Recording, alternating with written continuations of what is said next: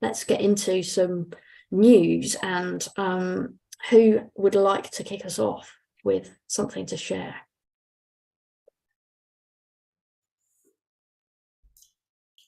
Yeah, let's hear from Adam. Very interesting stuff going on down in Bath and North East Somerset.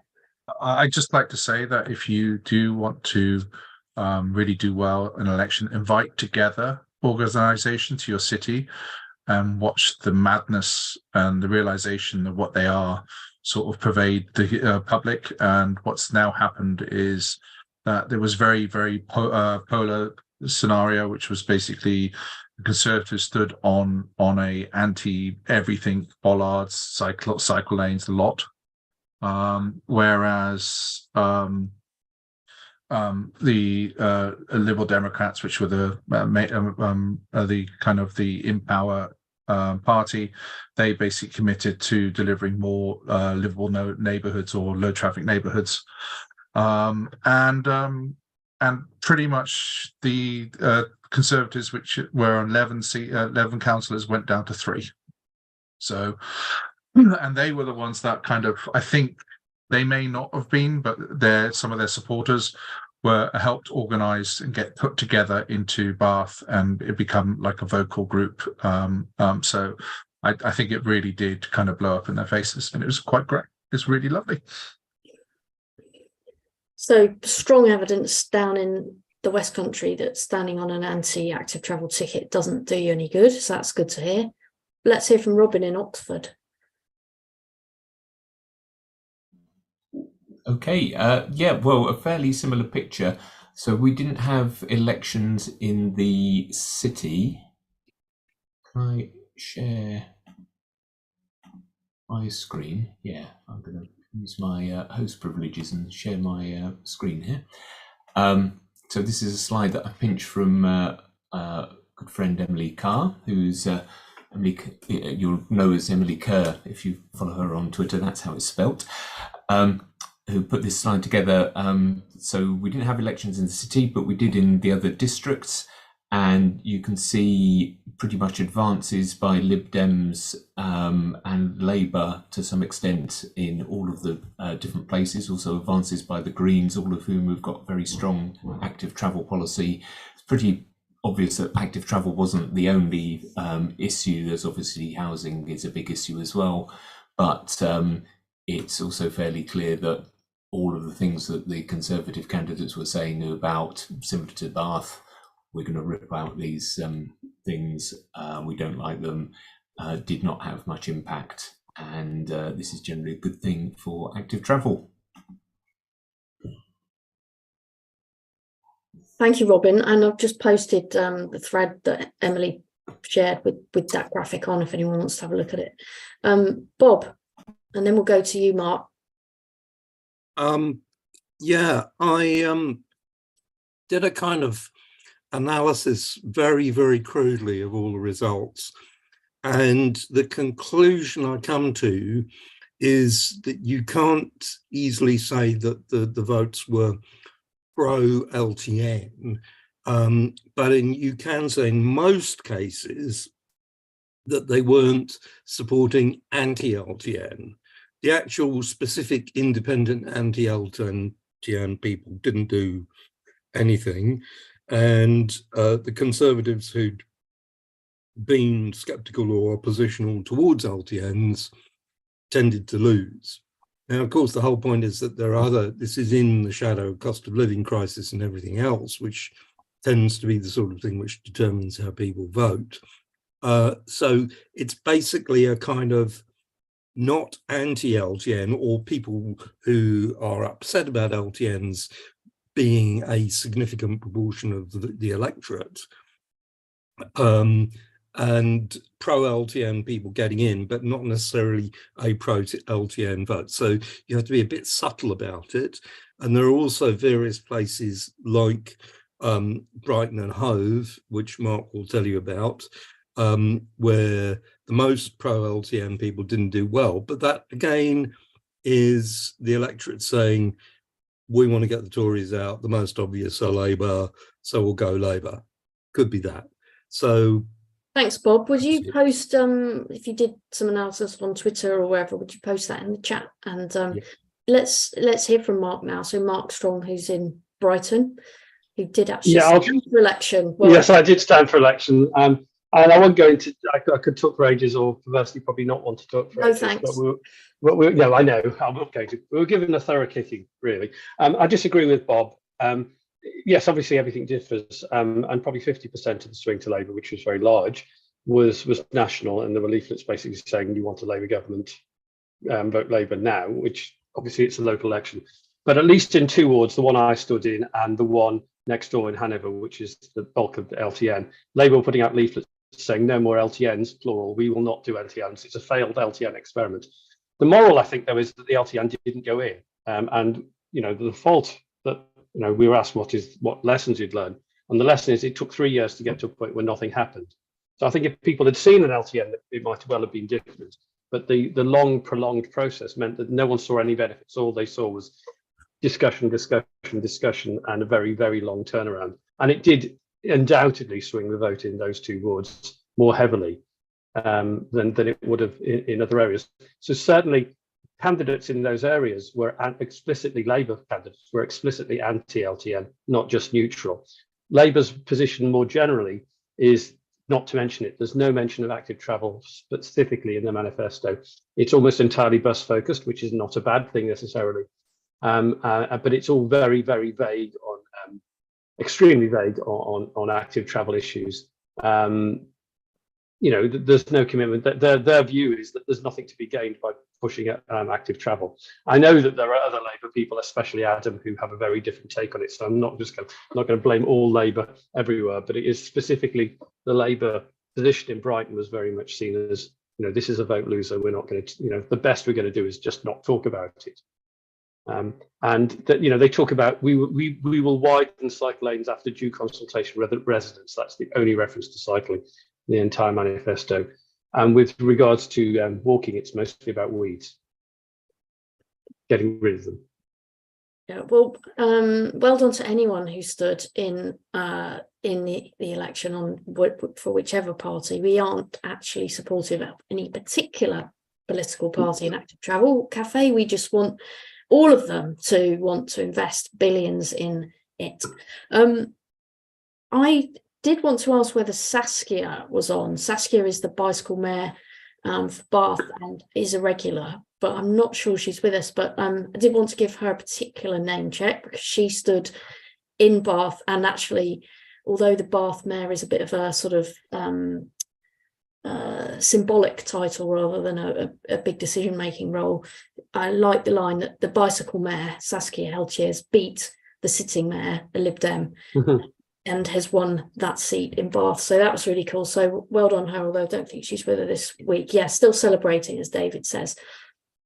So any more news on the election? Otherwise, we will invite our guest speaker in a minute, Adam Clarke, who I can see is with us now from Leicester, who has his own election story, of course, because he was standing last week.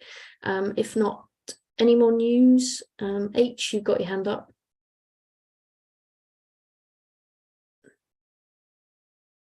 There, got it.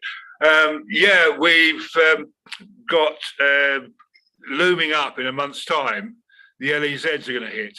And I'm trying to see whether the bus and the rail operators are doing connections for people to park and cycle. We've also lost... LEZs, H, what's an LEZ? Well, you've got you LEZs in London, low emission... No acronyms, just because you spell it out. Low emission zones, 60 throw each time you come into Glasgow, Edinburgh, Dundee or Aberdeen. Unfortunately, Edinburgh Serco pulled from the bike scheme. The proposals they put are really pricey, so they're not getting that. Bivagan have gone into administration. High bikes are remaining being run by Hightrans, but the future of Forth Valley is uncertain, and the future of Midlothian is uncertain for electric bikes. Next Bike in Glasgow, however, goes from strength to strength, and it's under 18p a day for unlimited 30-minute hires for the main subscription. And if you're a student at the university, you're automatically subscribed to Next Bike, and it's free. So that's interesting. A lot of car parking and a lot of internal transport between campus sites. So it's worth thinking about what we can do with bikes like that, particularly if something like a low emission zone hits, where people have got to change their habits. Thank you. Thank you, H. Right, I'm going to move out of the news then. Do keep sharing stuff in the chat, and we do this every week, so save it up for next week if not. And one thing I was going to flag up in the news was that that New York has voted to, I'm just going to put this link in the chat, New York has voted to potentially introduce a congestion charge, which would obviously be a massive step forward for America, where, you know, the car is very much king. So so I've just posted the link in the chat there. I don't know if anyone has any thoughts on that. Andy? This is not the first time New York has voted for it. Under Bloomberg, they did vote for congestion charging, but it was objected to by the state up in Albany. The state government objected to the introduction of congestion charging. That seems to be the way it works in North American politics. So hopefully they'll get it through this time. It seems like the activists are much more confident. It seems to be moving forward. Now, makes a lot of sense. There's no other way they'll get any investment in the type of investment, the level of investment that's needed for the public transport system, which is pretty shambolic and thirsty in New York.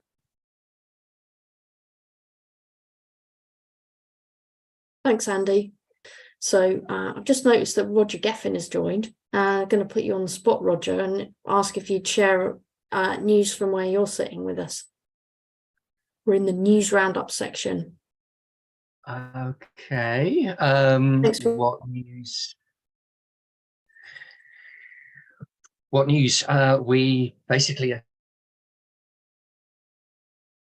want government to. Well, firstly, I've little doubt that you're all aware of the cuts and all the rest of it, and we're still trying to figure out what we can do about that, besides getting lots of people to contact their MPs and all of those obvious things, but we're sort of thinking what else we can do.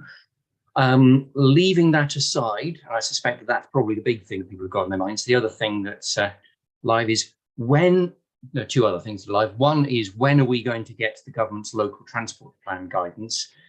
So this is going to be explaining to local authorities that they need to have a write a local transport plan that sets out their funding plans for the next however many years, a strategy that includes walking and cycling networks, bus improvement plan and crucially quantified carbon reduction targets.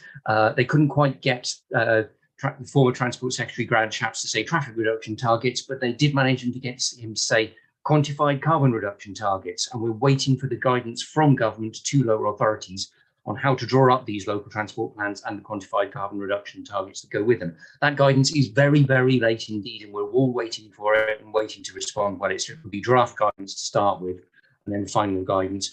I will add that with my other hat, my Low Traffic Future Network Alliance hat, we're planning a series of events around England. This is an English focused process. 5 events around England. We're looking at northeast, northwest, southeast, southwest, and central. So something like Manchester, York, Birmingham, Bristol, and London, to brief people, whether they're cycle campaigners, clean air campaigners, road safety campaigners, you name it, anybody with an interest in a low traffic future. We're planning to brief them on what local transport plans are and what a fantastic opportunity they are for all of those different interest groups to get together on strengthening their local transport plans as best they can. That's probably, I hope that's enough of an update for on the spot. I think what we'll do is we'll hand to Mark Philpotts now to do the infrastructure update in a change to our usual running order. So Mark, if you're ready to go, if you can do that then. So this week I'm going to talk about cycle streets. Sign on the screen there is the Fietsstraat in Dutch, where the drivers or the cars are the guests. So what does the UK guidance tell us? So let's start with English guidance, which doesn't tell us very much at all. That's the extract from LTN 120, reference there if anybody wants to read it in detail. But it does rather feel that the authors thought, well, we better throw something in there but we weren't quite sure what to do. So yeah, maybe a back street is okay for us for a main cycle route. Maybe we need to change the paving material, planting and other things so people understand it's a cycling route, but that's about it. So let's look at Scotland, who do a much better job because they give us a bit more detail, actually give us a nice little drawing. So what we're talking about here is cycling by design, page 91. We're interested in routes where cycle volumes are expected to be high on a mixed use street, and all mixed use means is you're sharing traffic, general traffic. So we can create a cycle street, which is an extension of a cycle route, but where people cycling can dominate. You can go and read it for yourself. It gives you a lot more information here, but we're talking about a 5 metre wide road minimum, and that's an important dimension to remember for a few minutes' time. Other features here, we've got inset parking away from the cycle route. In the buff there, you've got sort of a bit of a buffer maybe. And at the right-hand side, you've got a humped crossing where the main cycle route goes across a couple of other side roads. So this is much better than the English guidance. Let's keep going to the Welsh guidance. So the Welsh guidance does a little bit better again. So we've got essentially they're saying you can't separate cycling from motor traffic, normally because of space that we've got on the street there, but we are again talking about quiet back streets for motor traffic, but something that forms part of a coherent main cycle route. We still have access for residents, emergency vehicles and refuse vehicles. So the Welsh guidance gives a slightly different design here. So we've got carriageway split into 3. So A and A are essentially their cycle lanes. They're not marked with any broken lines or anything. And in the centre, some kind of central strip, which will be generally overrunnable, I would have said. Important here is the number 2500 AADT, which is annual average daily traffic, which is a traffic engineer's count of how many vehicles you've got running through there in 24 hours. You can take into account lorries and buses in the calculation, but that's another discussion. Interestingly, on this one, they talk about restrictions on the main drag there, the yellow lines and loading blips. Maybe you don't want to stop people loading because it's a residential area. Nothing on how you manage the parking otherwise. So I would say probably between the Scottish and the Welsh guidance, there's probably something for everyone in there, but it's not the Dutch guidance, which we'll come on to in a second. So before we go Dutch, let's go to Freiburg in Germany, who rely on this particular route. It's a very direct route into the city centre from the outskirts. Takes you away from the main roads, but it really is a main cycle route.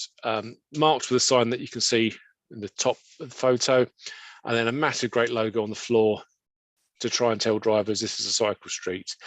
In Germany, they've actually got legal provision of what a cycle street is, and we'll come back to the Dutch legal provision in a minute. So let's go to the Dutch example, and I'll start off by saying the sign does not make it better. Crow Design Manual for Bicycle Traffic under the section gives you a good definition of what a bicycle street is. The Dutch call everything bicycles, we'd call them a cycle street. It's a residential road for motorised traffic that forms part of the main cycle network or bicycle highway, and which is identifiable due to its design and layout, but has limited volume of car traffic, and that car traffic is subordinate to the bicycle traffic. So in other words, it's going to be a residential route, but it's also a main cycle route. We're removing through motor traffic. It's very obviously the main cycle route, and that's obvious to all users. And the cycle traffic flow is going to be much higher than the car traffic flow. And also coming from that, it means it's high importance of the cycle route is evident. It's high quality, and that's in terms of surfacing materials, all the rest of it. And for priority, the cycle route has right of way over the side roads. There is a specific thing in a lot of mainland Europe that sort of quieter residential streets don't have the same giveaway rules as we do on minor roads and major roads. So just a little piece of local law that's been changed. Importantly, and the guidance doesn't really talk about this in detail, these are coherent, so obvious, direct, they are quicker than going on the main roads, comfortable, safe and attractive. Some common metrics across different design types is they're all going to be within the 20-mile-an-hour speed limit. They're residential in nature, and that could include a village. And in some cases, you're seeing them in shopping streets now. General traffic can be one or two-way, and the cycle flows have to be greater or equal to the car flows. A couple of different ways of looking at it. So if you've got 1,000 cycles in 24 hours, or if car flows are less than 2,500 PCUs in 24 hours, that's kind of one of the conditions. Or if cycle flows are double than car flows, those car flows must be less than 2,500 PCU in 24 hours. And what that means is if you had 5,000 cycles but 10,000 cars, that would not qualify as a cycle street because there's 2,500 PCU upper limit. PCU is passenger car unit. A car equals 1, a bus equals 2.5, 3, depends on who you listen to. So it's a way of taking the larger vehicles and converting them into a standard car length, for example. Let's look at the fun bits, some photos. So in the Cllr manual, there are 3 types of cycle street, all subtly different with some little things to pick up. This particular example is on the edge of The Hague. It's one way for motors. It's actually 2-way for cyclists here. The carriageway should be asphalt or concrete surface. They've chosen concrete blocks here, which is absolutely fine. Minimum width should be 4.5 meters. And what that does is allow side-by-side cycling in both directions because it's a cycle street. Car parking should be off the carriageway with a 0.5 meter buffer, which they're probably failing a little bit on this particular photo to get that buffer. You won't be able to see it, but just in the distance there are some humps on there to keep motor traffic speeds low.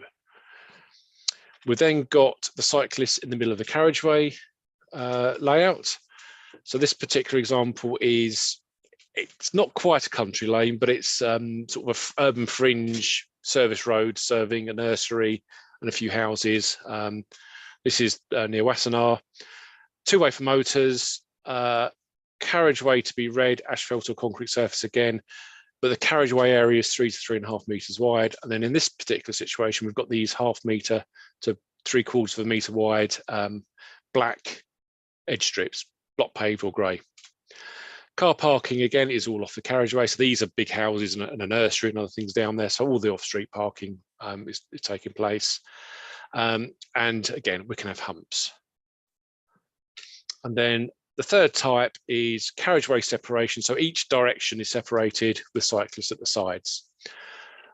In this particular example, you end up with at least 2 meter wide cycle lanes, a central strip, which is 0.8 to 1.5 meters wide, which can be ridden over. Car parking's off carriageway again with this 0.5 meter buffer to the cycle space. And again, as I have here, you can add these little side strips and you can have humps. In this particular example, it's actually 1-way for traffic, 2-way for cycling, but equally you can have this 2-way for most traffic. Doesn't really matter. The point here is it's a main cycle route, but all the traffic that doesn't need to be there goes somewhere else. And here we are, little sign again, tell us that it's a cycle street. A couple other little bits and pieces. So literally that filter is 20 meters long between the bollards here and the other side of the filter. So going kind of behind me as I took the photograph, that's a cycle street. The other side is a cycle street. This is a little cycle-only gap. But the main cycle route is really obvious here because it's red surface, carries straight the way through the modal filter, which actually, this is the city boundary of The Hague on one of the main cycle routes in from Leiden. You're nowhere near main roads, very quiet side streets, which all give way to the cycle route, but that is the main cycle route going in. High quality surface, just see beyond the signs there, car parking in lay-bys. Over in Delft, here's end of a cycle street, asphalt cycle carriageway, turns into a block paved area. The blue sign tells us it's a cycle and moped feats pad. 2-way for drivers, actually really narrow road, but it just seamlessly turns into the cycle track there. Edge strips that can be driven on. but from a cycling point of view, you probably want to be going on those cobbles. And then here's another one, which is more direct than driving. So this is, I'm not even trying to pronounce any of that. It's near the Hook of Holland. And this was a route which is more direct than going along the National Road. The National Road does have cycle tracks, but this particular cycle route, which is kind of from the east of the Hague going out to the Hook, takes you through, essentially it's access road to residents and greenhouses. So very, very low traffic. Red surface taken through direct into the town centre. So we do have a UK example. This is Taff Embankment in Cardiff, which does feature in the Welsh guidance. It's the only example I know. It wasn't put forward as a cycle street to start with. It kind of came off the back of a wider project they did in that particular part of Cardiff to deal with drainage. But let's look at some of the metrics there. Is it a main cycle route? Well, it's National Cycle Network Route 8, so yes. Is it 20 miles an hour? It is. Cycle lanes, 2.1 metres wide, so that picks up one of the ones earlier. With a central strip, which is 1 metre wide, so that's okay. With parking and lay-bys, and what they did here is a very, very wide road, so they kind of artificially created lay-bys with build-outs. That's fine. Really good surface. It's got some humps at junctions to keep most traffic speeds down. Not sure we've quite got this half-metre parking buffer. It's debatable in places where we have or not, depending on the size of the vehicle. We don't have edge strips, but they're kind of optional. What we don't really know here, and I couldn't find any data, is what is the cycle flow versus traffic flow. My perception is, having visited, there's a couple of locations where the road can still be used as a bit of a rat run, and it probably needs 1, maybe 2 filters in the wider neighbourhood. But this is probably as close as we can get to the cycle street in the UK. Bearing in mind, in UK law, there is no such thing as a cycle street. We've created this cycle priority just with road width, with the strip down the middle, traffic calming, that kind of thing. So let's go back to the significance in the Dutch approach. That traffic sign is not prescribed in the Dutch traffic regulations. It has absolutely no legal significance whatsoever. And so, as I often say, design is greater than signs. And that's it. Thank you very much. Love it. Design is greater than signs. Yeah, good design should show you what to do, right? Thank you so much for that, Mark. I think I picked up one question, Mark, that was sort of a question sort of answered in the chat, which is essentially how many UK streets do you think there might be that have 2,500 cycles a day or 1,000 cycles a day? Kind of what are we looking at in practical British terms? And I didn't quite do the sum of how many a cycle every how many minutes that works out to.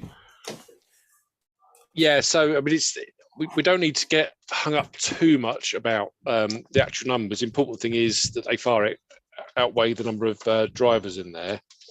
I do have a Chrome manual on my lap here. I'm just trying to see if there's anything that can help with some of these questions. I might have to come back on the chat.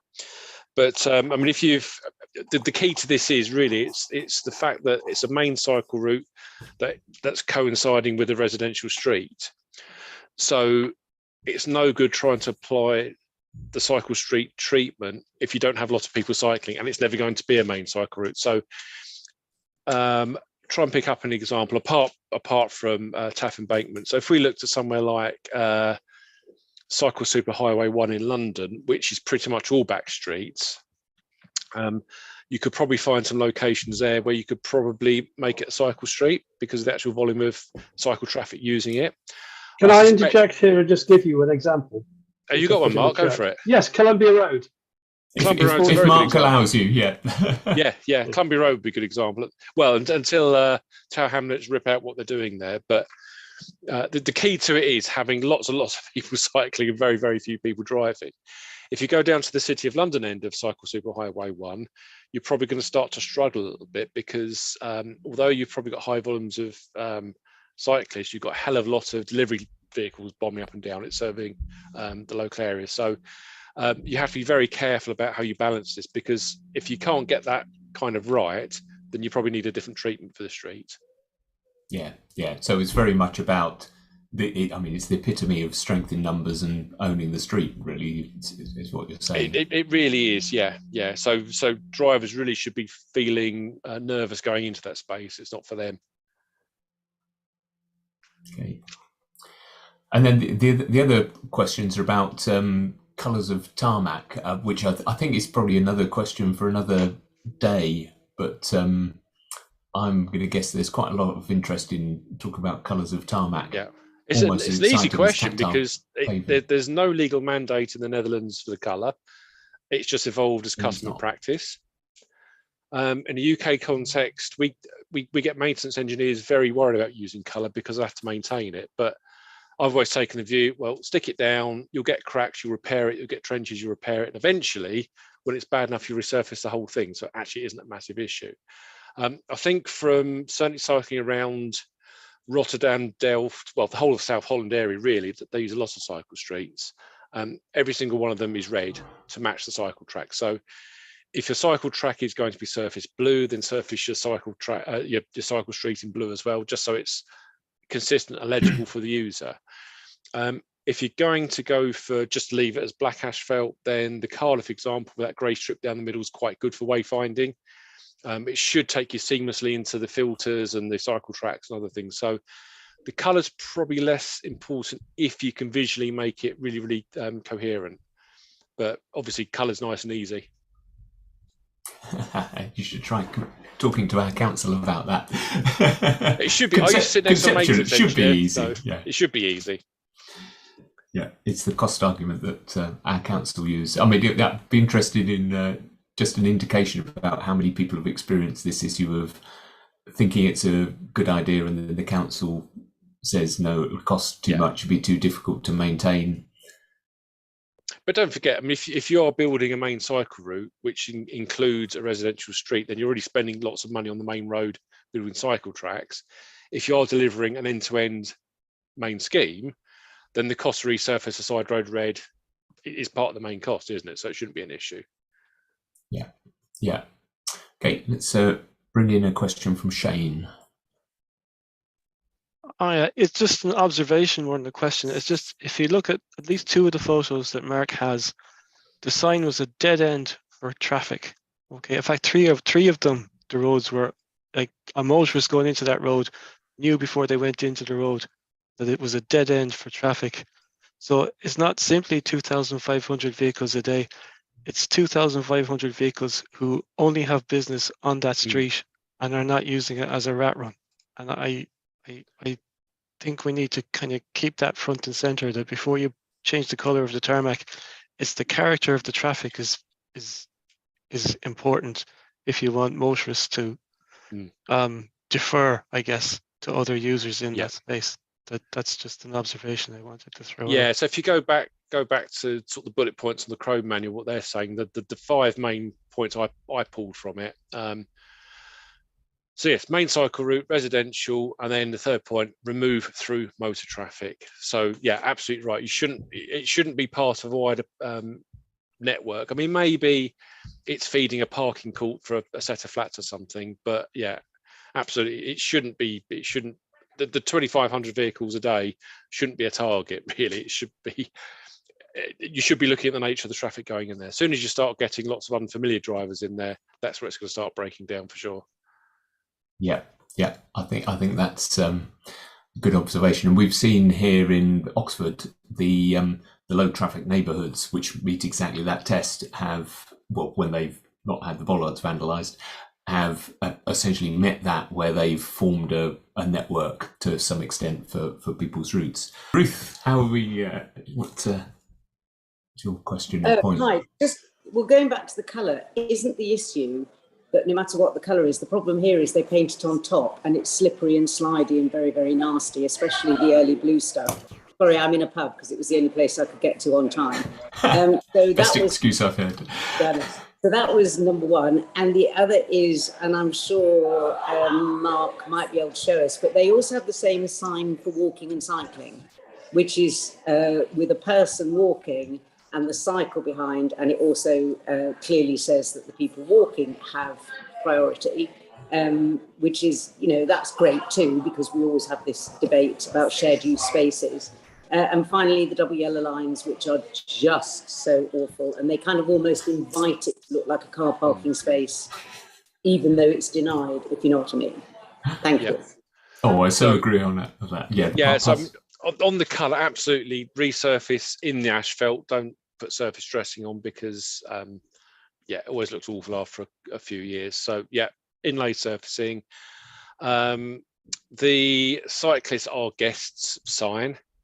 Again, that's not a legal sign in the Netherlands. They do put it up. It's a custom and practice thing, but it's only advisory. So again, it goes back to how you design the street, and the circumstance is more important than the signs.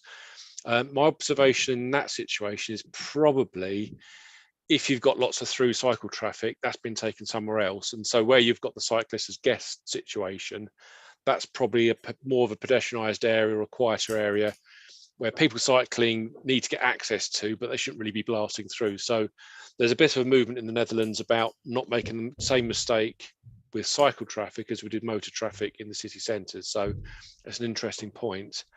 On the use of yellow lines or not, then again, if you're doing this big scheme, then why not put in a restricted parking zone, which means as somebody drives in, they pass a couple of signs saying you can park in marked bays only. So you have no yellow lines, and the inset bays that I've talked about, that's where people park, nowhere else. It looks much tidier, absolutely. We should be doing that all the time, in my view. Yeah, totally with Mark on that. Okay, that's Martin from the Isle of Wight. Thanks. I was interested in the Welsh example with the block paved median strip down the middle. Often when we mention block paving in any context, in any scheme, it gets knocked back because of perceived issues over sort of repair and maintenance, the blocks coming up over time. The Dutch seem to use them all the time with no issues. Are we just incapable of laying block paving correctly in this country? Are there particular things that should be being done differently? Or are people just frightened of the maintenance load that comes with them? Any tips? I've just gone into Google Street View. So this is what they've laid in the Taff embankments. It isn't actually block paving, it's imprinted asphalt. So that should keep the maintenance engineers nice and happy. There is a surface texture which you can't really see. I do have some photos, so I'll have to dig them out. But yeah, so that's absolutely fine. You can run bin lorries over it, no problem at all. If I go to the junctions, they've got all these sort of treatments. So if I go past, maybe we'll catch a glimpse. Yeah, you can just see, it's quite difficult to see, but little chips of the curbs coming away there. So I wouldn't run curbs across the road like that. The actual strip would have been enough on top of the hump. So that's my tip. I saw quite a bit of that in the Netherlands because it is more robust. We can lay blocks. We are capable of laying blocks. It's just that it's unfamiliar territory for lots of maintenance engineers who just don't want to maintain anything different. But I would use imprinted asphalt because although utilities might struggle to reinstate it, if it gets your tread through it, does it really matter? As long as the whole effect is there. If you look down the street, it's a pretty good effect, which is why I think probably it's the best but only example we've got. I know of a scheme where that's being proposed, but it hasn't got through consultation yet, unfortunately.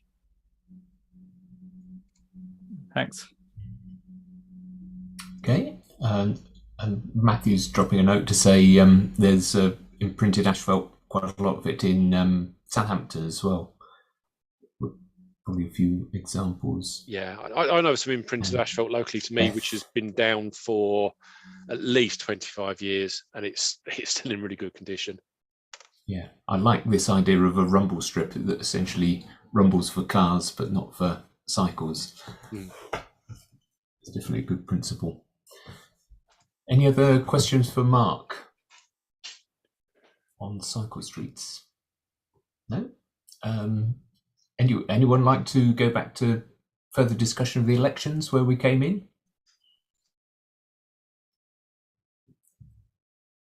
in which case I think we might wrap up a little bit early. There is one thing which you should be aware of, which is that the Active Travel Fund tranche 4 embargo lifted with the election, with the finishing of the elections. So we should see those being announced. It should make some places will, I think, do very well, some won't, but we should be seeing those in the next couple of days.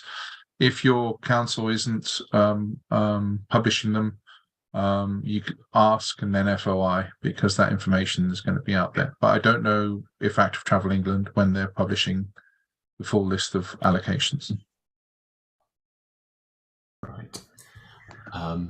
The other thing I saw published recently, just in way of data, is the cycling index from DFT statistics, which it's kind of an aggregate that DFT collect from automatic traffic counters that they're going to publish quarterly as a 12-month rolling average. So it shows this big peak of cycling during COVID, which then drops down again, and it's kind of stabilized at about 11% above pre-COVID levels, going down slightly, possibly because not everyone's returning to work or people are still switching back to cars or something like that, but it's basically been flat since post-COVID.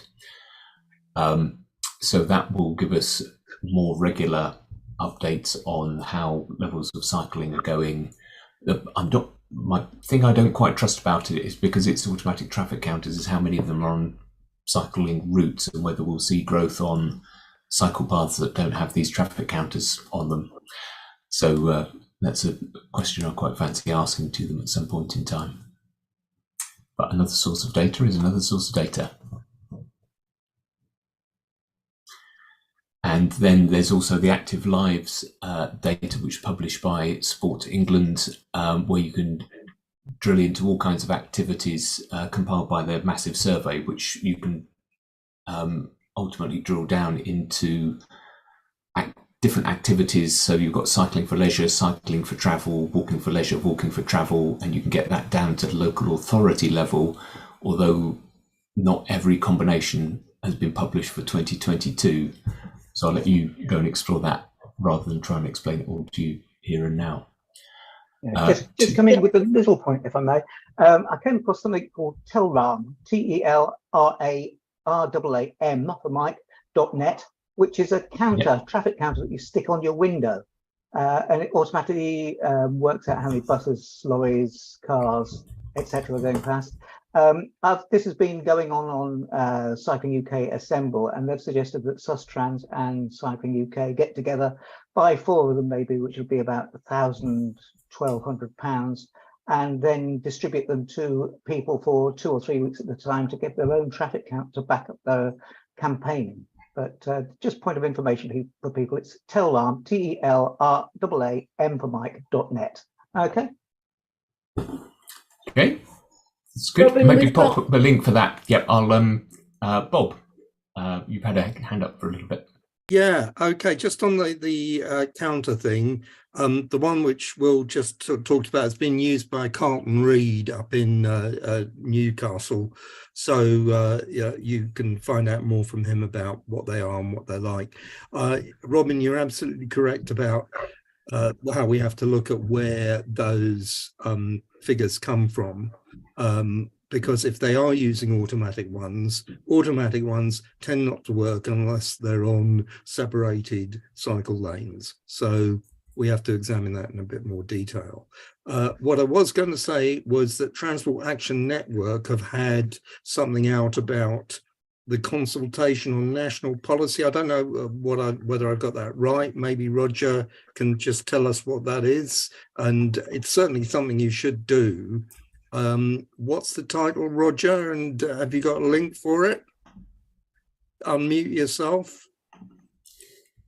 Not to hand. As I recall, this is the National Network's National Planning Statement, which is the government. This is basically the basis on which the government gives itself permission to build roads. And it says it's out on station at the moment, and it basically it's full of old style prediction provide.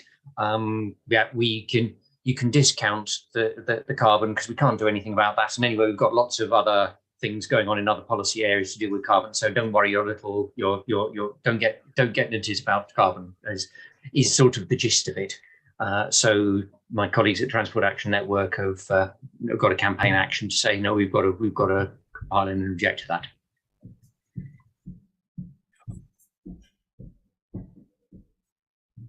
Right, Sarah's got a hand up, and then I think we'll make that the last question, and then I'll wrap up, and I'll just let you know what's happening next week, tech permitting.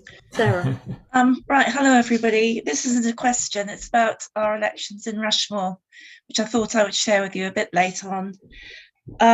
We had a hustings in 2 wards, and also Friends of the Earth asked all candidates a couple of questions, one of which was sort of slightly linked to travel.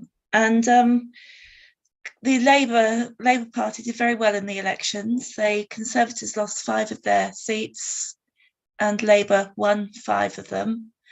But what I think is interesting is how the profile of the climate emergency and active travel and biodiversity has increased. It's become more important in our area. So we asked 39 candidates a question about climate and active travel, etc.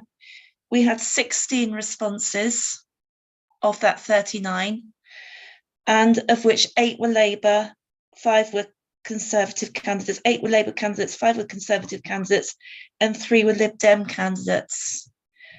Of the 8 Labour candidates, 6 of them were voted in. Of the 5 Conservatives, 4 were voted in.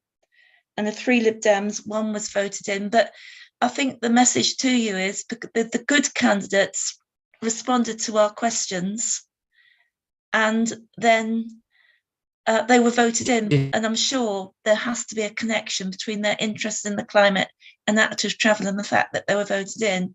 So next year, I think it's a good idea for people to ask candidates questions, and it just shows that the ones that responded were the ones that got elected, because of our 16 that responded, 11 were elected. Does that make sense? Yeah, that does make sense. Whereabouts is Rushmore? Farnborough and Aldershot. Right. Yeah. Yeah. It's it's the second. They're quite small, and they usually come in. The results came in about 1 o'clock in the morning. But we're talking about Surrey here, which is we are talking actually the central East Hampshire. Okay, Hampshire. Yeah. So I was quite pleased with that. Oh, and we used the tips from Duncan Dollimore for the hustings, which were quite useful as well. Yeah, that's it. If people didn't catch that one, about a month ago, we had a campaigning version of this where we had a couple of speakers on talking about how to run an election sort of survey with councillors. So, Sarah, that's brilliant if that was useful to you, and I love your analysis. So, good for you. Well, the tip I got was through somebody in Assemble, but yes, I did attend that event as well, which sort of motivated me somewhat to do the hustings, because it's very, very, very stressful. Managing a hustings. Yeah, well done, and a bit stressful tonight on Active Travel Cafe with losing a speaker, but it's the first time that's happened. So I think we'll call us to a close tonight with Bob finishing off his drink there, and I will give you a little trail ahead to next week when we've got the view from Leeds. So we've got David Ellis from the Highways Department in Leeds coming on to tell us what's happening in Leeds. But really interesting. Don't think we've heard about Leeds for at least 2 years, and they've got a very ambitious transport strategy, further to come than many, because they don't have a tram or a light rail system. And the week after that, we've got Catherine Clarke from Muff Architecture, which is an interesting collective that focuses on how art and architecture can mix to create interesting urban design. And then we have a break for the 30th of May. So I just thought I'd flag that up now. Tuesday, the 30th of May, another bank holiday in May. We won't be here. And finally, just to say that one day in July, the start of July, is the sort of annual active travel conference for England called Cycle County rather than Cycle City this year, which is being held in Oxford. And we're going to be running an active travel cafe from Cycle County on the Wednesday. So that week on Wednesday, the 5th of July, we will be on the Wednesday, not the Tuesday. And we will be creating a kind of special link and Eventbrite for that. So you have to sign up to it specifically. So that's just a little date for the diary in the way future.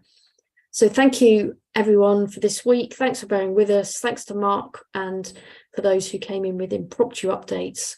And good luck anyone who got elected.